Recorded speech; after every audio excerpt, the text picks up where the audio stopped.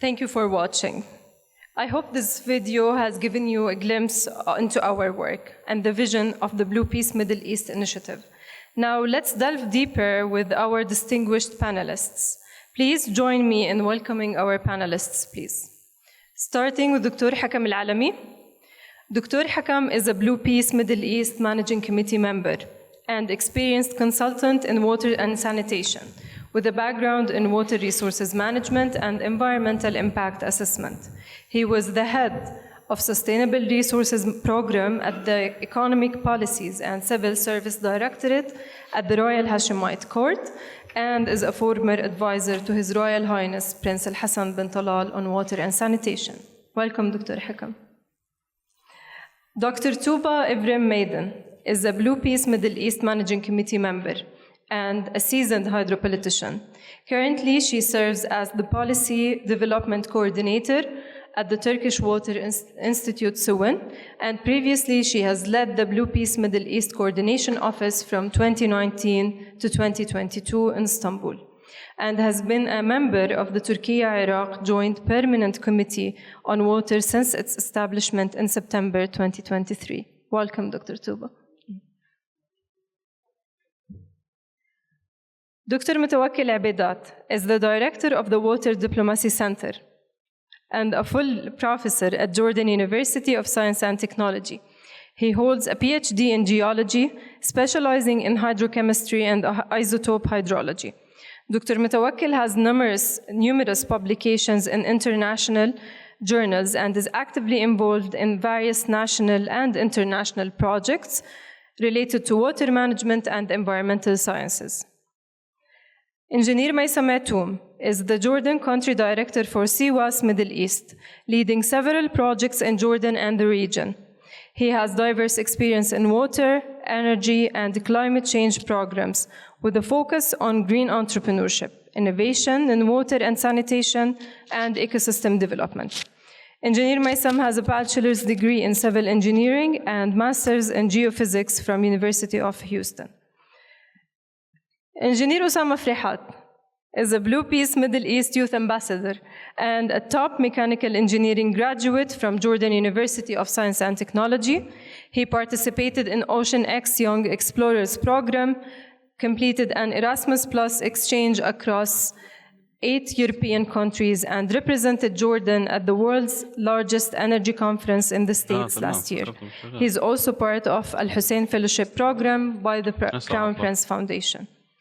Last but not least, this discussion will be moderated by Engineer Muntasir Al-Kailani, our very own technical officer at the Blue Peace Middle East Coordination Office. He's a water diplomat with a civil engineering background from Jordan University and solid experience in designing and monitoring water management interventions in Jordan and coordinating transboundary cooperation in the Middle East. Thank you. Welcome.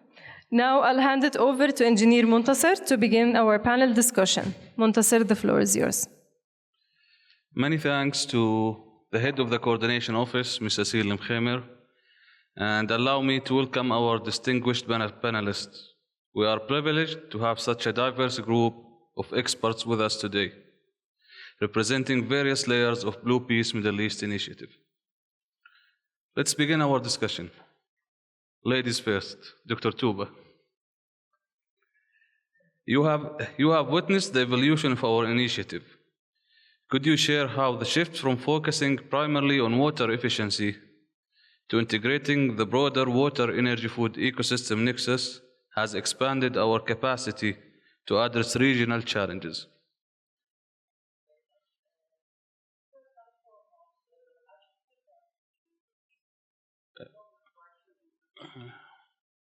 It's okay, sorry. First and foremost, I should point out the Blue Peace Middle East is the longest running and most continuous initiative in the region. Initially, it aimed to foster dialogue on water issues among regional countries, identify common challenges, and bring together water with the world's peace and cooperation. Since 2019, as you know, as you see in the PowerPoint, has adopted a new structure focusing primarily on key issues. It carried out joint activities, enhanced collaboration capacity, and developed and implemented capacity building programs to facilitate knowledge transfer. These activities are going and will go on with the BPME framework. As all we know, agriculture is the measured consumer of water. In our region, approximately 75–80% of water resources are used for agriculture. Due to the inadequate infrastructure, governance, and negative impacts of the climate conditions, significant water losses occur in agriculture. In this context, we decided to address this issue, which is a common problem for Blue Peace Middle East member countries, based on both the literature and information received from the regional countries. We assessed the state of water efficiency in agriculture. Turkey has placed importance on water efficiency in recent years, and we are developing regulations to support this target. With the Blue Peace Middle East framework, we carried out research and providing trainings on modern irrigation techniques for agriculture and water efficiency. The Water Food Ecosystem Nexus, WFE Nexus framework emphasized the interdependence of water, energy, food security, and the ecosystem. But unfortunately, the WFE Nexus mostly ignored the importance of the ecosystems. And you know, the WFE Nexus complicated structure creates a broad umbrella. The sustainable use of water will strengthen the environmental aspect of this nexus. Water efficiency in agriculture was a starting point, and the second step, we focus on water governance in agriculture, followed by new topics that will further serve the WFE Nexus. What is the crucial to be noted here is that attitudes toward the water are changing. As concepts evolve, the capacity for the actions to be reflected in the implementation improves. Thank you. Thank you, Dr. Tuba, for sharing your valuable insights on the importance of WFE Nexus approach in fostering regional cooperation. As we have heard in yesterday's sessions about Al-Mizan for people and earth, there is a growing emphasis on balanced approaches to resource management. My question here to Dr. Hakam: how do you see regional ownership and governance have played a crucial role in the success of Blue Peace Middle East initiative? Thank you so much, Engineer Muntasser. And actually, this had made me to look at the core of Mizan and at the core of the Blue Peace initiative. And I have found a lot of similarities, a lot of alignments, and a lot of common ground. So the core of a Mizan is that it is a convent for the earth, which is basically aiming to how to demonstrate that ethic, Islam, and morals can be a driving force to have two aims or two goals, which is the sustainable management and environmental care and protection. The core of our initiative, the Blue Peace in the Middle East, is also based on the collaborative transboundary cooperation that is also based on regional ownership and governance as tools for sustainable management for natural resources and not only water. This is since the new phase of the initiative. So basically dialogue, scientific approach, and most importantly is the advice for the decision makers. So the Mizan has two common concepts that can really apply easily to our initiative, which is the khulafa, or the responsible people who as agents for the protection of energy, which is we, and the hima, which is, of course, a term that has been anciently used to protect biodiversity and landscape. And the hima is the regional countries and the Middle East. So finally, I'd like to say that we should have our let's say, alignment with the Mizan that both aim at justice, fairness, equity, and inclusion. And I think the Wi-Fi nexus that we are aiming at shall also have another nexus, which is revolving around justice, fairness, equity, and inclusion. So thank you so much. Thank you, Dr. Hakam, for highlighting how regional ownership and Al Mizan framework provides a strong foundation for regional cooperation. This leads us to the educational arm of Blue Peace Middle East. The Water Diplomacy Center plays a central role in shaping the education and research agenda for Blue Peace Middle East. Dr. Mutawakkil, how are the knowledge products developed at the Water Diplomacy Center applied to support water diplomacy efforts in the region? Thank you, Engineer Muntasir. Assalamu alaikum. Good evening, everybody. As you said, Muntasir, the WDC, or the Water Diplomacy Center, is the implementing arm of the Blue Peace Middle East in the front of education and capacity building and research in the region. The center was established in 2020 with the vision to become the go-to institution for water diplomacy and research activities. In this concern, the center has conducted many activities to achieve this overall objective of the center. To start with, I would like to talk about the training and education pillar. The center has conducted several training workshops in the fields of water diplomacy. The topics of the training workshops cover water conflict negotiation, conflict resolution, international water law, and international agreements, water information and data, and so on. And another pillar of the education and capacity building in the region, a newly accredited master program in water diplomacy shall start its first classes this semester, this fall, and we are expecting to have eligible students from the Blue Peace Middle East countries, Turkey, Iran, Syria, Lebanon, in addition to Jordan. Eligible students will be attending the program, and the center will cover all tuition fees of the credit hours, as well as other expenses to cover this study. The third activity we are conducting under the education and capacity building pillar, the center also awards fellowships for graduate students, MSc, as well as PhD students from the Blue Peace Middle East countries, again, who are willing or who desire to conduct their research with the topics on Wi-Fi nexus, transboundary water resources, climate change, and so on.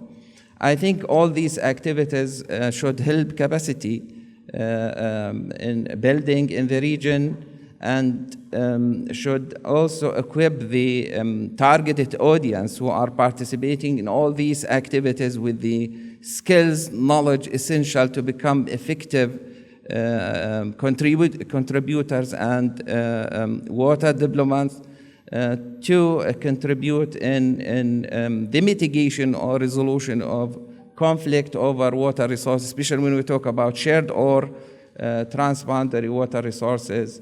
I think this is the major activities we are conducting at the center in the pillar or under the pillar education and capacity building in the Blue Peace Middle East countries. Thank you.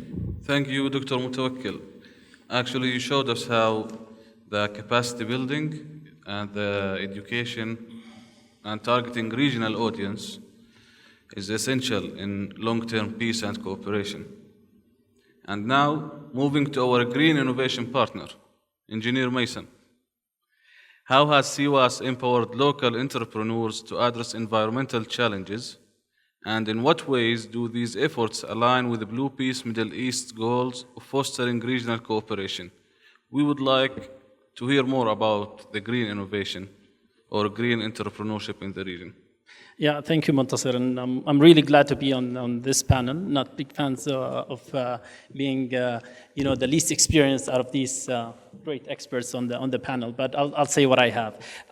Really happy also to be part of the Blue Peace initiative because it's really, it has a different flavor to it when it comes to the development world, and the long-standing life of the initiative proves that there is something coming out of it. We've seen the video, great video, by the way, and Thank you. it shows that we're starting to see, the tangible outputs on one level. Of course, we need to see other tangible outputs as the project and the program continues.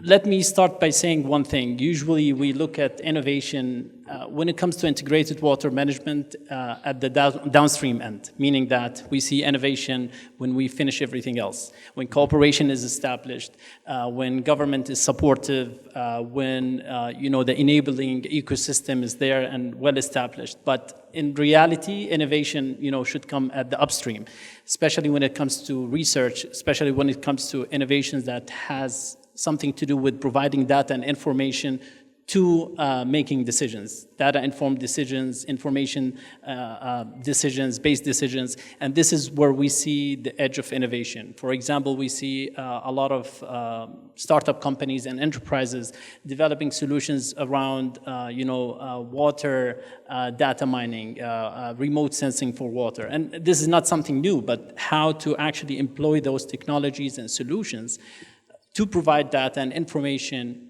for cooperation. And this is where we actually can feed into transboundary cooperation and regional cooperation to an extent that nobody can say no to a well-established database. And this is, I think, the important message here is that innovation can be a tool to actually help governments understand, because oftentimes conflict arises from the fact that we don't have enough information, especially when it comes to climate and environmental topics. Everybody says, I have this, you don't have that, or vice versa.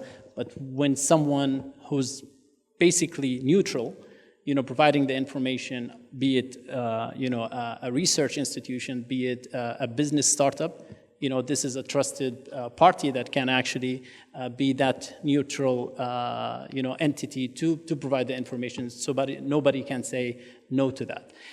With that, I mean, to end with one sentence, not only to fix cooperation problems, but also bring business opportunities. And this is what we are specialized in is how to turn data-driven solutions in integrated water management into a business opportunity that could foster employment, that could foster more revenue generation for companies or for countries. And ideally, that business creation can be cross-boundary at the same time. I'll end at this point. Back to you. Thank you, Mason. We are very pleased in our partnership with CWAS. And now moving to the newest member in Blue Peace Middle East family. Usama, as a former Blue Peace Middle East fellow, now you are a youth ambassador. We want to hear from you about your experience has given a unique perspective on regional cooperation. Tell us how the Blue Peace Middle East Fellowship has shaped your understanding of cross-border collaboration. Of course, thank you, Montasir. As a youth ambassador speaking, when I say youth ambassador, it means I'm a graduate of the Youth Fellowship Program by Blue Peace Middle East. And this Youth Fellowship Program is very dear to my heart. زي ما بنحكي بالعربي شهادتي فيه مجروحة. And when I speak about it, I speak from heart. And please focus with me on what I'm going to say about this program. The Youth Fellowship Program had one main objective, which is to capacity build and to graduate 6 fellows from Jordan, Syria, Turkey, Lebanon, and Iraq with the skills and knowledge needed to be able to discuss, solve, and negotiate our shared water problems. And I want to tell you that, rest assured, this objective was 100% accomplished. But the reason why I call this program an elite program is what it did beyond that. The thing that this program have done is that it went beyond only capacity building to building relationships. He was asking me about the perspective that this fellowship program have made into me. Nowadays, when I look at the countries that were into the fellowship, and of course all other countries, I look with a totally different perspective. For example, let's set an example on Lebanon. What happened in Lebanon from 2 weeks ago and still ongoing, the escalation that is happening.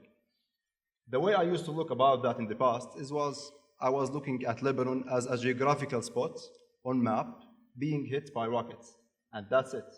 For me, lands being attacked, war being happening, for me was only land being like steel rockets falling on this ground, and that's it. I didn't have the human perspective about it. But what the Youth Fellowship Program have made into us is that it made us look at each other as humans. It's always not only about mutual benefits and the win-win situation. It's not only about shared benefits. Sometimes it's about being a human and caring for you because you are a human. For example, what happened in Lebanon and how I think about it now, it is not only a land being hit, it is my fellow Summer. Summer is also one of the graduates of the Youth Fellowship Program. She's the one from Lebanon. Once I heard about the attacks, the first thing that happened to my mind, the first thing that came to my mind was Summer. I went directly to ask her on WhatsApp, Summer, are you good? Are you well? Are you safe? She replied with a voice message telling me, yes, Osama, I am safe, and I appreciate that you are asking about it. Though she shouldn't be appreciating that I'm asking if she's alive or not, because her life was on threat. Summer was supposed to be joining us weeks ago. Fortunately, due to the attacks, she couldn't join weeks ago, but I'm happy to tell you that Summer landed safely yesterday in Jordan, and she's now here between us, so please clap for Summer, because she provided everything. So exactly like the point that I want to make clear is that we should think about the region of a shared future, because like the escalation that started on the 7th of October, the geographical reach has went to the West Bank and now going to Lebanon, and our logical thinking should guide us that it's going to escalate more and more. The geographical reach is going to be even bigger. So we should always think about a shared future. Thank you. Thank you, Osama. At Blue Peace Middle East, we believe that youth engagement is integral in our phase. Let's get back to Dr. Tuba.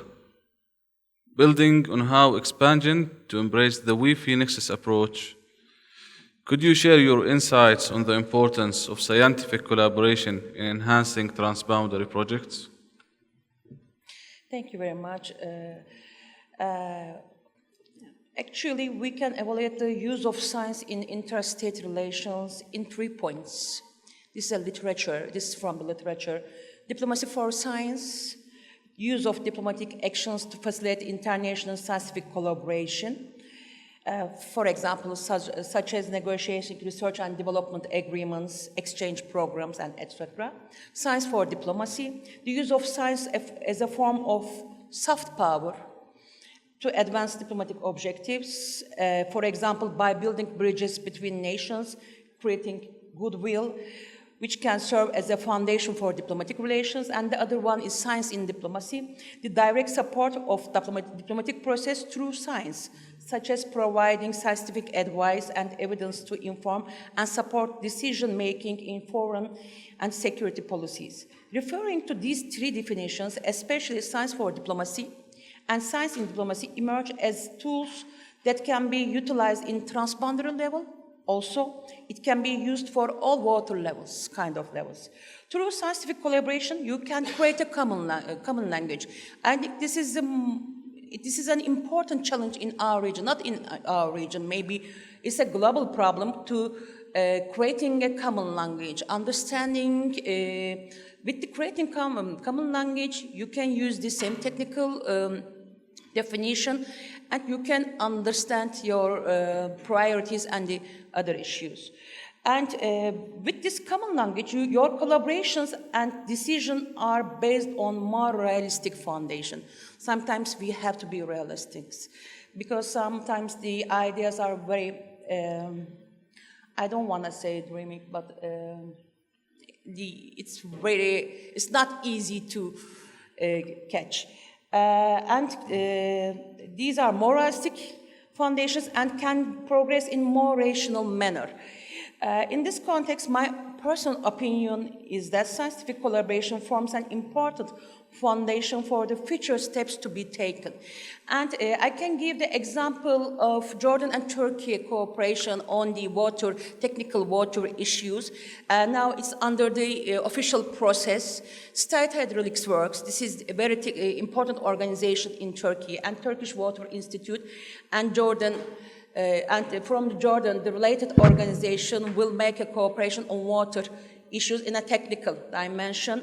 One of them, maybe it can be recharging the groundwater dams, and this cooperation example, this cooperation can be an example for all the religion.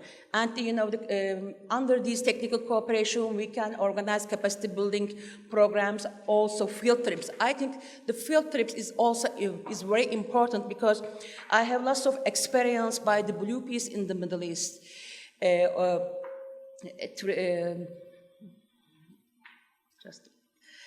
Field trips, I have lots of experience from the field trips, and I understand really, for example, yes, from the reading from the books and the reports, you have some ideas, but when you see the reality, when I have a trip in Jordan, in Iraq, in Syria, and in other countries, you can see the reality, and you can understand, you can understand the priority of the countries. So I think this kind of cooperation will be beneficial for our initiatives. And when we evaluate our challenges, I observe the majority of these issues can be solved through technical cooperation. This is one of the realistic things. But I want to say I will end my sentences with the other realistic words. However, when we assess the region realities, we notice that regional stability and political will are the key drivers of the implementations. Thank you very much. Thank you, Dr. Tuba, for sharing these examples. And just as water knows no borders, knowledge sharing should be the same. Leveraging WePhoenix's approach in transboundary cooperation show us how knowledge sharing is essential for cooperation and peace. Dr. Hakam, following up your insights about Blue Peace Middle East and Al-Mizan, what strategies do you believe are crucial for our initiative to navigate the ongoing political and environmental challenges in the region? Thank you, Montasser, for the question. I think that we already have a leverage in our region that the faith-based values and the human values, the ethics and the morals already, they are prevailing in our region. So we do not really need to force any ethical or moral values in order to promote or to provide regional governance models that revolve around water resource management. So this is a leverage that we should really acknowledge before we start to acknowledge the complex situation, geopolitical and environmental situation that our region experience.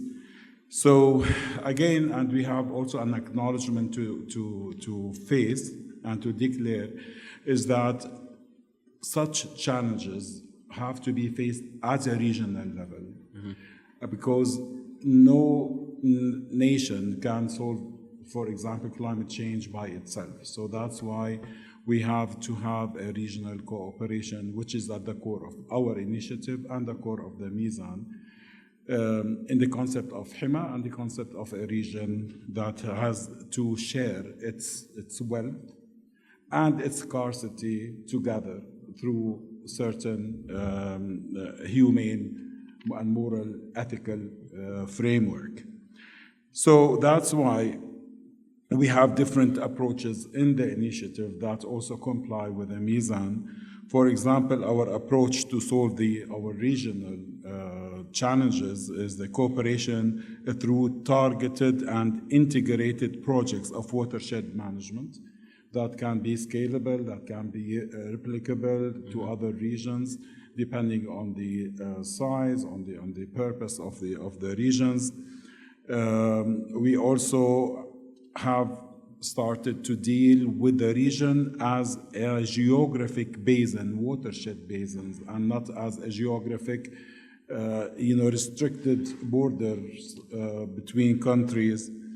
We also recognize that the importance of the regionally owned initiatives, just like ours. Since 2019, we had created a regional mechanism to govern our initiative, giving it more indigenous touch and gave it more importance in order to achieve our regional cooperation. With this, I think that, again, I have to emphasize that our approach using dialogue and diplomacy in all shapes and forms shall revolve around either better management of our natural resources or finding non-traditional water resources, which is a very more expensive substitute on better managing our resources. Thank you so much. Thank you, Dr. Hakim. Inspiring. Dr. Mutwakkil, back to you. Looking to the future, how do you envision the Water Diplomacy Center building the region's resilience in the face of climate change? Very difficult question about this. So, as you know, climate change is a global environmental problem. And in many situations, the affected areas are far away from those creating the problem. As you know, also the climatic changes affect the water worldwide. It affects or alters the availability, the quality, the infrastructure, and so on. It also will affect the tension or will increases the tension over shared water resources. Therefore, to combat or to build resilience for climate change, I think we have to have not regional but international collaboration. Middle East alone cannot work, or the action plans implemented by the Middle East alone will not bring the desired result or anticipated outcome. Therefore, the Middle East or the Blue Peace Middle East countries should collaborate with other countries to solve the problem. As I said, serious steps, serious action plans should be taken at the international level as well as at the actor level or institutional levels, and there should be serious steps toward building resilience taken by all these actors or institutions. Among these, for example, building capacity, sharing knowledge, experience, and solution. And in this concept, the Water Diplomacy Center offers several training workshops such as climate change diplomacy, water governance, international water law, and water conventions. Additionally, the recently established master program in water diplomacy offers several courses that pour or directed into the same goal and equip students or participants with the knowledge, experience toward the above goal. Some of these courses include water security and resilience, integrated water resources management, water economics, transboundary water management, and the Wi-Fi nexus. By the way, I have forgotten to inform you that at JUST also we have a newly established master program in WIF. Mm-hmm. So I have heard from my colleague, Professor Al-Azam, that someone has asked or suggested to introduce or to establish a master program in Wi-Fi. We have already this program accredited by the the Ministry of Higher Education. At JUST, we have already this program and should start this semester as first classes. The center also, in this concern, in the research front, is conducted several studies which help building climate change resilience in the region. For example, the center is leading a research project concerning the transboundary Azraq Basin in collaboration with the JGU, German Jordanian University, ACSAD, in addition to the Iraqi Ministry of Water Resources. One of the main output of the study is the assessment of the climate change and water resources in the basin. Another output is to execute proposed intervention for managed aquifer recharge. The center is also leading another research study on the current status of Wi-Fi nexus in several Blue Peace Middle East countries. The output of this study should involve proposals of Wi-Fi project to be implemented in the studied countries. In addition to the above-mentioned partners, we have strategic partners to implement our activities, such as IHE Delft. We have Geneva Water Hub, in addition to other relevant stakeholders in the Blue Peace Middle East countries, such as Ministries of Water and Irrigation, in addition to the academia, of course. Thank you. Thank you, Dr. Mutwakkil. Very impressive. And now to Engineer Maysam again. Entrepreneurship in the water sector faces unique challenges, especially when scaling solutions across borders in the Middle East. Can you share with us some of the main obstacles you have encountered in this regard, and how do you see Blue Peace Middle East playing a role in overcoming these barriers? Yeah, well, if you ask a startup company today in Iraq or Jordan or Turkey, what type of challenges they have, of course, they'll give you a list of 30 things, but I'm not going into that list yet. I'm focusing on the high-level stuff that we see as, enablers and ecosystem partners. What could be, the key and critical points. One of them being the research-based innovation. We see a lot of innovation ideas thrown out here, right and left all the time. We accept a lot of, innovative ideas, but then we realize that they haven't done their homework when it comes to research. And that's why to link to, institutions that do water-related research like IMI and other universities, the Water Diplomacy Center, and other entities is really key, because that's where you get the right information, the right data to start something. So this is one, and how to fix it is just that we need to be more serious about innovation if we want to solve critical regional or even local solutions. That's one. On a second level, I think what the Blue Peace initiative now is trying to do, and INWRDAM, when it comes to the Wi-Fi Nexus Hub, this is a really great opportunity, because this is where you can piece things together and understand what other elements of the environment needs to be considered other than purely focusing on an irrigation system, for example. I'll give an example. We see a lot of solar pumping solutions being developed, although simple, but I mean, it's a business segment. But not a lot of people are paying attention to what is happening to the aquifers if we keep providing solar panels to farmers. That's one. On the salinity end, also, of course, you can do desalination units, RO systems for any type of industry.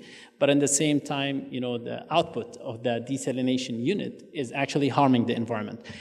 When you speak to the entrepreneurs and the startups that we deal with, they have really narrow understanding of those downstream impacts. And that's why having a nexus approach, understanding is really important, not only for them, but for the overall impact. On a third level, I would say also there's a low appetite from governmental institutions to partner with innovative companies.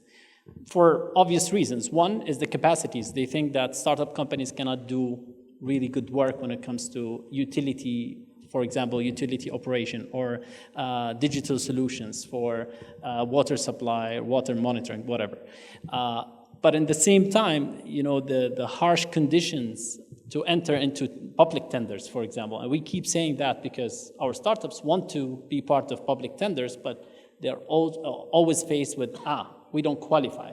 So I think the solution to that is to how the development world, donor community can work with government to de-risk some of the, the entry projects, I would call it, for some of the startups, especially when it comes to digital solutions, IoT-based technologies. Of course, we're not just throwing these terms out because we see innovations. We see that in Iraq, we see it in Egypt, we see it in Morocco, but also in Jordan, that some solution can make a huge difference if you think of non-revenue water as an example. Yeah, back to you, Montes. Thank you. That was amazing. Going back to our youth ambassador. Osama, as a part of the fellowship program, you were involved in developing a Wi-Fi pilot project idea. You developed it with the first cohort, with your fellows. Tell us about this phase. Well, of course. Just to make it clear for everybody, the project, the Wi-Fi pilot project we're talking about is like, it symbolizes a graduation project of the youth fellowship program, and it was showcased in the video. Its name was Bridge. So speaking first things first, I would like to quote from His Royal Highness yesterday when he said that we should think beyond the project. We shouldn't do the project just for the sake of doing a project, and that's it. There should always be a bigger picture. The bigger picture of our project was to improve the socio-economic situation of the local communities in Iraq. It also fosters trust building and enhanced collaboration.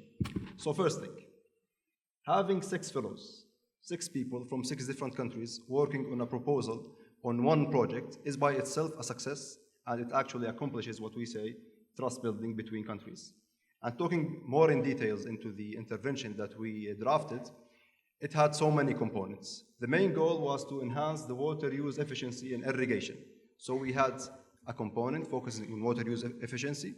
We adopted the pivot irrigation. We adopted also drip irrigation in our project. Also, because we are working with a Wi-Fi Nexus approach, a Wi-Fi Nexus thinking approach, we also had solar energy integrated in our projects. Also, part of our intervention was water filtration and water harvesting, and water filtration also links to what was discussed earlier today, the health component. When we talk about Wi-Fi, we should also talk about health. That's why we included the filtration component. Another thing, which is to ensure the sustainability of the project, was the capacity building and education component. That was one of our main pillars. And the approach that we want to develop that in is the training of trainers. We train the local communities to train the local communities. And by that, we ensure that regardless what happens, the knowledge will always be there in that land. And last but not the least, was the implementation of climate stations and sensor network. And that was for the sake that our irrigation decisions are based on data, and that data set that we will have will be accessible by all the countries in the region. And again, by that, we foster collaboration. This is why we called it Bridge, because we're building bridges, avoiding obstacles, which we are known for. Thank you, Osama. And the Blue Peace Middle East Regional Mechanism will build on the Fellows idea. And hopefully in the near future, we'll implement 2 pilot projects under the Wi-Fi Nexus umbrella. One of them will be the youth idea. Well, allow me to thank you all, our distinguished panelists. Your insightful, Allow me to thank you all again, our distinguished panelists, and we would like to open the floor for questions from the audience. Yes, do we have questions from the audience, please? الحضور الكريم بإمكانكم أن تسألوا أسئلة باللغة التي تريدونها في العربي أو في الإنجليزي. تفضلوا. يعطيك العافية. معك انتصار مياس، مستفيدة من مشروع سما السرحان. بس حابة أعقب على شغلة أنتم حكيتوها لما تحدثتوا عن الدول المشاركة بالزمالة. ليش ما شاركنا فلسطين بالزمالة هاي؟ إنه استبعدتوها نهائياً عن الشراكة معكم، لأنه كمان فلسطين علما أنها تشاركنا بالمياه من خلال سد اليرموك، نهر اليرموك. بتحبي توجه السؤال لشخص معين من الصراحة للكل، لأنه السؤال the question is why Palestine was not part of the fellowship program. دكتور حكم للفيلوشيب.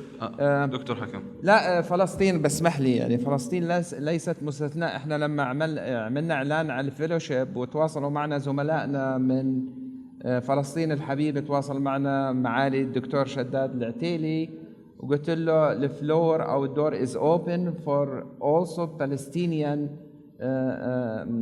graduates to apply for the fellowship. Palestine is not excluded, absolutely.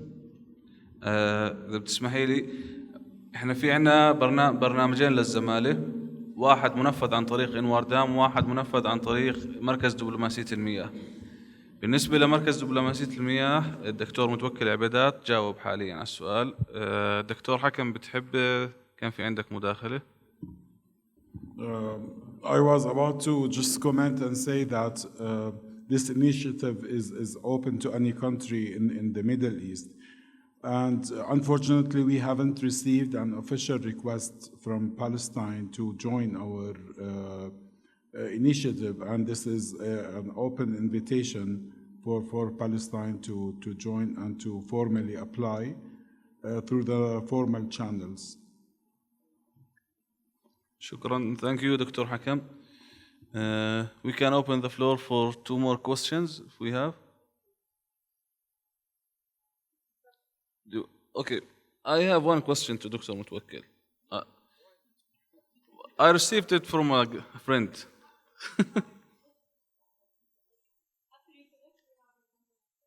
Okay. Okay, Dr. Mutwakkil.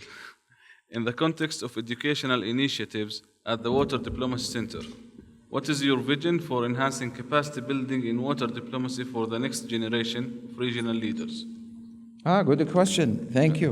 You're welcome. So to enhance capacity building for the next generation, the center will focus on a vision that blends interdisciplinary learning, hands-on experience, as well as a cross-regional collaboration. This approach aims to empower the next generation of regional leaders with the skills and tools necessary to navigate complex water-related issues and challenges in a dynamic and equitable manner. We will focus on a number of activities, including continuation of the development of multidisciplinary curriculum, to integrate science, as Tuba said, and Dr. Hakam, policy and negotiation, to integrate also to cover case-based learning. We will also focus on establishment of regional leadership fellowships. We have already one. We will continue working on this program to cover more countries, for example, from Palestine, from the MENA region, and so on. We will focus also under this pillar on selecting individuals who demonstrate leadership, potential, and commitment to collaborative water governance. We will also facilitate or focus on applied research and innovation to encourage researchers, future leaders to be engaged in joint researches and so on.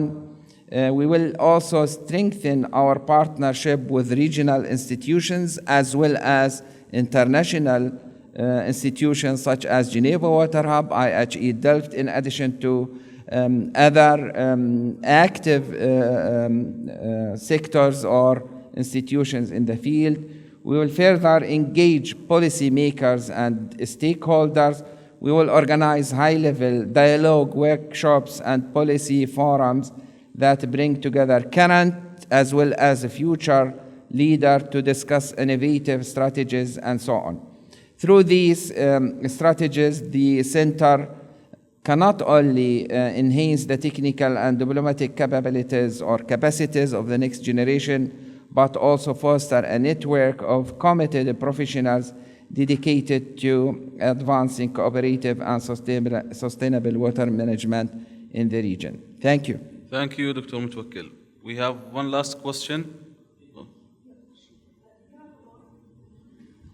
مرحبا. سؤالي لأسامة. يبدو أنه تجربتكم مميزة جدا، فكيف ممكن مؤسسات تانية تقدروا تنقلوا لهم التجربة اللي مريتوا فيها، علما بأنه التحديات عندنا بالأردن والمنطقة مش بس بهذا المجال، يعني قصدي سواء بهذا المجال أو غيره، كيف ممكن تنقلوا هاي التجربة؟ Thank you. تماما، شكرا جزيلا My دكتورة. question in English, do you need me to say it in English or? Translators or Okay, good. Yes. شكرا جزيلا دكتورة على السؤال. وبالمناسبة الدكتورة كانت أحد المدربين لنا باليوث فيلوشيب بروجرام، فنشكرها جزيل الشكر. بالنسبة لكيف ممكن ننقل تجربة لغيرنا، هذا تماما هو أحد أدوارنا كيوث فيلوز بالبروجرام. إحنا كيوث حاليا خلال البروجرام كان اسمنا فيلوز، حاليا اسمنا امباسادرز، حاليا إحنا سفراء لهذه المبادرة. والسفير إيش دوره؟ يحمل العلم اللي أخذه وينشره للجميع. وفعليا وجودي اليوم بحد ذاته هو أكبر دليل اللي عم نسويه. حاليا إحنا اللي عم نسويه بوجود أكثر من 20 دولة في هذا المؤتمر، عم ننقل التجربة، وطبعا اوبن لاي حدا بده يعرف ايش مثلا محتوى الكاباسيتي بيلدينج بروجرام، ايش كانت مخرجاته، وان شاء الله حتشوفوا بعيونكم فيزيكال انترفنشن ابصر متى يطبق ان شاء الله، يعني خلال اقل من سنه، اللي هو بريدج بروجكت اللي حيكون بالعراق. ففي عندنا الفيزيكال انترفنشن از بروجكتس اون جراوند، وفي عندنا طبعا السوفت انترفنشن اللي هو كاباسيتي بيلدينج اند ريتشينج اوت تو بيبل، telling them the world, telling them the program that we are doing، وبنحكي لهم ايش نوعيه التدريبات اللي عم ناخذها. شكرا. Thank you, Osama. It seems we are running out of time, so allow me to thank you again, our distinguished panelists, our distinguished guest, and allow me to end this part of our session by quoting His Royal Highness that conflict doesn't produce more water, regional cooperation can.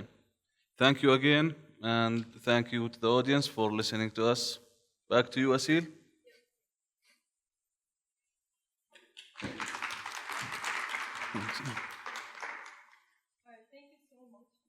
Okay.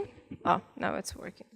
Okay, thank you, Muntasir, and thank you to our panelists for their valuable insights. Ladies and gentlemen, as we conclude our session, I hope you have gained a deeper understanding of the Blue Peace Middle East role in fostering regional cooperation.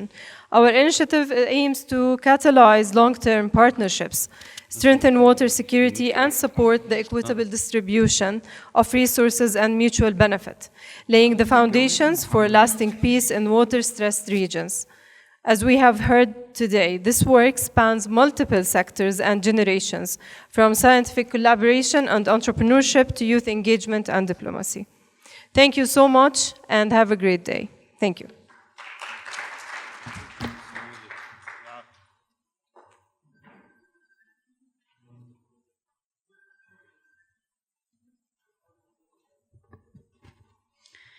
Thank you for your active participation and engagement today. We appreciate the insights and contribution each of you brought to our discussions. As we wrap up today's program, we invite you to join us for lunch in the dining area. Thank you.